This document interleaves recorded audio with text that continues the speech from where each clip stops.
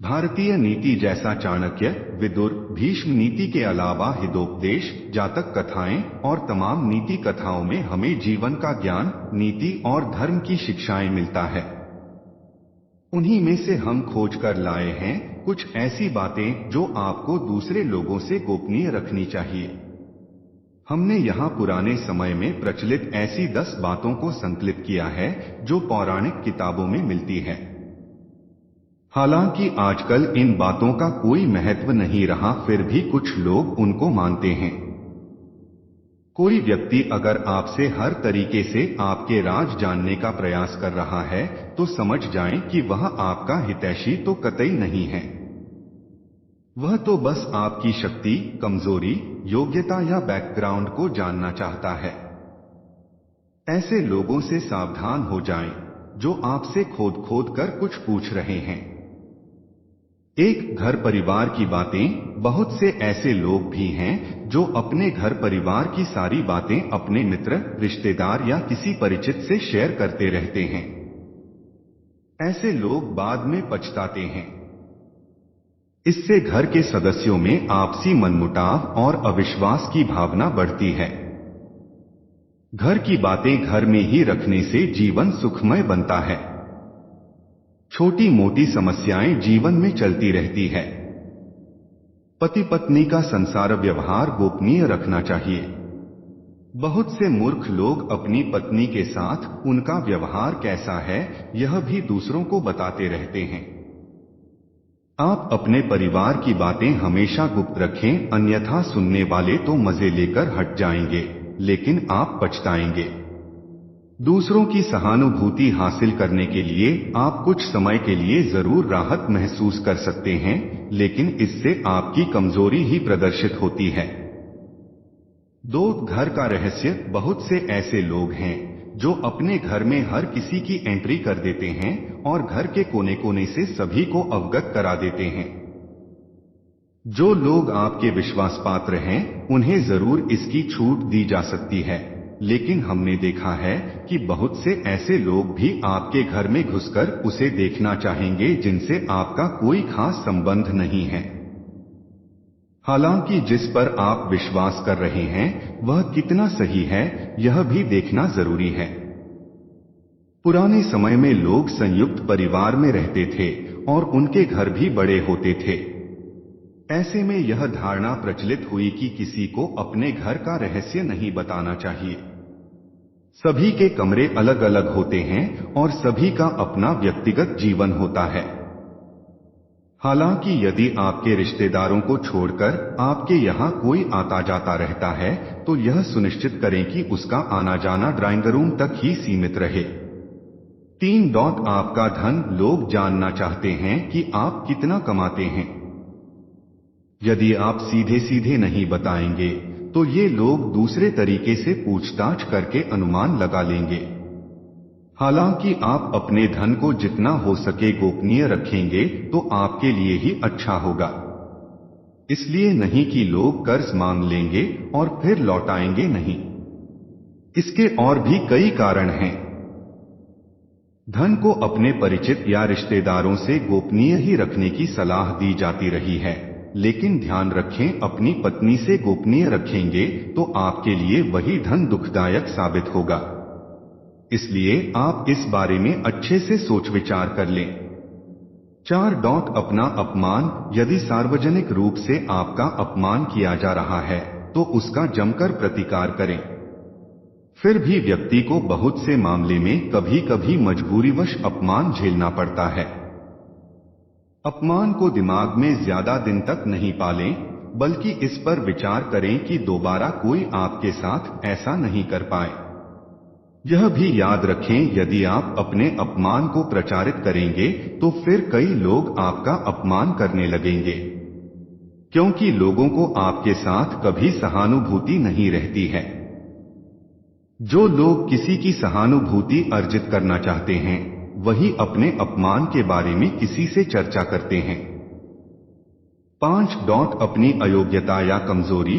हालांकि बहुत सी जगह या मामले में इसे गोपनीय रखना घातक भी सिद्ध हो सकता है। लेकिन बहुत से मामलों में इसे उजागर करने से आपको लोग कमजोर समझकर आपके साथ गलत व्यवहार करने लगेंगे या आपको मानसिक रूप से दबाने लगेंगे। इसीलिए इस बारे में आप अच्छे से विचार कर लें कि कब कहां कौन सी कमजोरी गोपनीय रखना है। कमजोरी और अयोग्यता में फर्क करना भी सीखें। 6 मन की बात। मन में बहुत सी ऐसी बातें होती है जिनको जगजाहिर करने से आप अपने आसपास संकट खड़े कर सकते हैं। हो सकता है कि आपके मन में किसी बात को लेकर अवसाद हो, क्रोध हो या घृणा हो। मन में हजारों तरह के विचार उत्पन्न होते हैं, लेकिन बुद्धिमान मनुष्य उन्हीं विचारों को व्यक्त करता है जो उसके हित में होते हैं। लेकिन इस तरह की बातों को जगजाहिर करने से आपके संबंध में लोग एक तरह की राय बनाना शुरू कर देंगे और फिर लोग आपकी अच्छी बातों को नहीं सुनेंगे, आपके उस गुस्से या फ्रस्ट्रेशन की ही चर्चा करेंगे। आपके 10 अच्छे कार्य उस एक मन के विकार के सामने कमजोर के पड़ जाएंगे। 7 गुरु मंत्र, साधना और तप। यदि आपने किसी योग्य गुरु से दीक्षा ली है तो उसके द्वारा दिया गया गुरु मंत्र गोपनीय रखें। हालांकि गुरु मंत्र कई प्रकार के होते हैं, जैसे किसी ने आपको कुछ ज्ञान दिया या कुछ हुनर सिखाया, वह भी गुरु मंत्र है। इसके अलावा यदि आप किसी भी प्रकार की साधना, तप या ध्यान कर रहे हैं तो उसे भी गोपनीय रखें, अन्यथा वह निष्फल हो जाएगी। इस संबंध में गोपनीयता से ही लाभ मिलता है। 8 दवा। आप यदि किसी भी प्रकार की दवाई खाते हैं तो उसे गोपनीय रखें। माना जाता है कि दवा का असर भी तब तक रहता है जब तक वह गोपनीय है। हालांकि कुछ लोग इससे इत्तेफाक रख सकते हैं, लेकिन प्राचीन काल में हो सकता है कि यह किसी विशेष रोग या औषधि के लिए कहा गया हो। पहले के लोग, कुछ लोग दुर्लभ वनस्पति के जानकार भी होते थे। 9 आयु। हालांकि कुछ लोग आपकी आयु जानते हैं और कुछ जानना चाहते हैं, लेकिन यदि कोई आपसे बिना किसी कारण के आयु पूछता है तो उसे कतई न बताएं। लेकिन वर्तमान में यह संभव नहीं है। लाइसेंस, पासपोर्ट या अन्य किसी कार्य के लिए फॉर्म भरने में इसका खुलासा करना ही होता है। लेकिन कभी कभी ऐसे मौके या स्थान होते हैं जहां आयु बताना जरूरी नहीं होता। आजकल अनजान लोग भी पूछ लेते हैं कि कितने वर्ष के हैं आप। 10 दान पुण्य। आपने जो भी दान दिया है उसे गुप्त रखेंगे तो ही उसका लाभ मिल सकता है। गोपनीय दान देवताओं की नजर में रहता है और जिस दान का बखान किया जा रहा है उसका फल निष्फल हो जाता है। 0_ सुहागन। महिलाएं भूलकर भी न दें दूसरों को ये 7 चीजें, झेलनी पड़ सकती है मुसीबत। हिंदू धर्म में सुहागन स्त्रियों को देवी मां का स्वरूप माना जाता है और इनके सुहाग के सामान को देवी मां का आशीर्वाद समझा जाता है। इसलिए इन चीजों का संभाल कर रखना बेहद जरूरी होता है।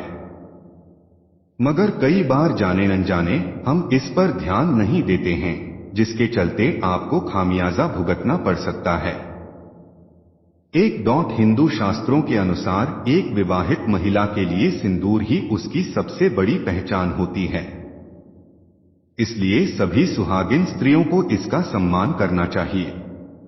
मगर कई बार हम सिंदूर लगाते समय ध्यान नहीं देते हैं और कभी भी मांग भर लेते हैं।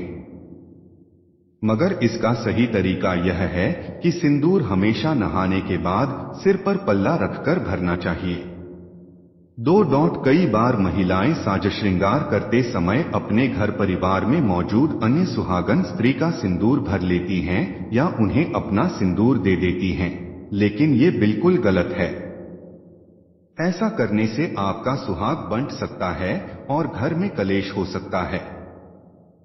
3. विवाहित महिलाओं को कभी अपना काजल भी दूसरों से साझा नहीं करना चाहिए।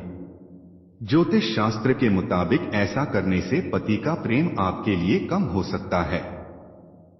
वहीं वैज्ञानिक दृष्टिकोण से ऐसा करने पर आंखों का इंफेक्शन हो सकता है। 4. सुहागन स्त्रियों को कभी भी अपने हाथ में पहनी हुई चूड़ियां किसी दूसरे को नहीं देनी चाहिए। ऐसा करने से आपका भाग्य कमजोर हो सकता है, क्योंकि चूड़ियों के साथ आपकी किस्मत भी दूसरी महिला की झोली भी चली जाएगी।